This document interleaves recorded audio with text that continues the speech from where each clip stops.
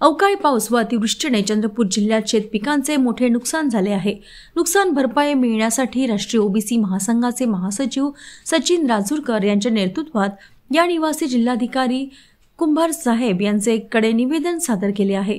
चंद्रपूर तालुक्यातील 1265 नुकसानग्रस्त शेतकऱ्यांचे अतिवृष्टीची मदत निधी प्रलंबित आहे। त्यामुळे रब्बी हंगामाची पेरणी करण्यासाठी शेतकऱ्यांना सावकाराकडून कर्ज काढण्याची वेळ आली आहे। चंद्रपूर जिल्ह्यात अतिवृष्टीमुळे मोठे नुकसान झाले आहे। चंद्रपूर तालुक्यातील नुकसान झालेल्या 1265 शेतकऱ्यांना अजूनपर्यंत अतिवृष्टीची रक्कम खात्यात आली नाही। महसूल वन विभागाअंतर्गत दिनांक 10 ऑक्टोबर 2025च्या महाराष्ट्र शासन निर्णयात ज्या शेतकऱ्याची ॲग्रिस्टॅकमध्ये नोंदणी नाही अशांना सुद्धा नुकसान भरपाई देणे गरजेचे आहे असे शासन निर्णयात नमूद आहे। मात्र त्यांना अद्यापही नुकसान भरपाई मिळालेली नाही। त्यांना त्वरित अतिवृष्टीची रक्कम देण्यात यावी ही मागणी गणेश आवारी, संचालक कृषी उत्पन्न बाजार समिती चंद्रपूर, गिरीश मुसळे, देविदास येरगुडे, योगेश्वर पिंपळकर, बंडू बेरड, विनोद पिंपळकर, नामदेव पिंपळकर, रंगाराव पवार, रामकिसन पाचभाई, देविदास येरगुडे, गणेश येरगुडे, आशिष मुसळे, विठ्ठल पिंपळकर, रामराव देवतळे यांच्यासह नुकसानग्रस्त शेतकऱ्यांनी केली आहे।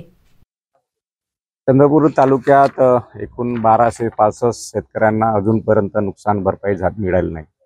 शासनाचा जीआर असताना सुद्धा शासनाच्या जीआर मध्ये नोंद आहे ॲग्रिस्टॅक नाही केलं तरी त्यांना नुकसान भरपाई देणे गरजेचं आहे।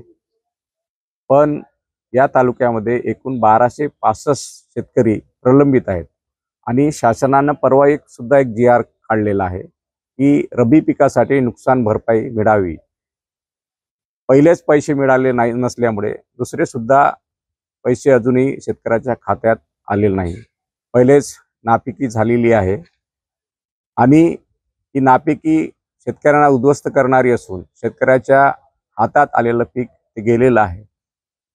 शासनाकडे ती नोंद आहे की ज्या शेतकऱ्यांची नापीक झालेली नुकसान भरपाई झालेली आहे, परंतु अजूनही शासनाकडून या तालुक्यातले 1265 शेतकऱ्यांना का बरं नुकसान भरपाई मिळाली नाही यासाठी आज आम्ही इथे गावातील शेतकरी मंडळ आलेलं आहे आणि यांचं हे निवेदन या जिल्हाधिकाऱ्याला देत आहोत।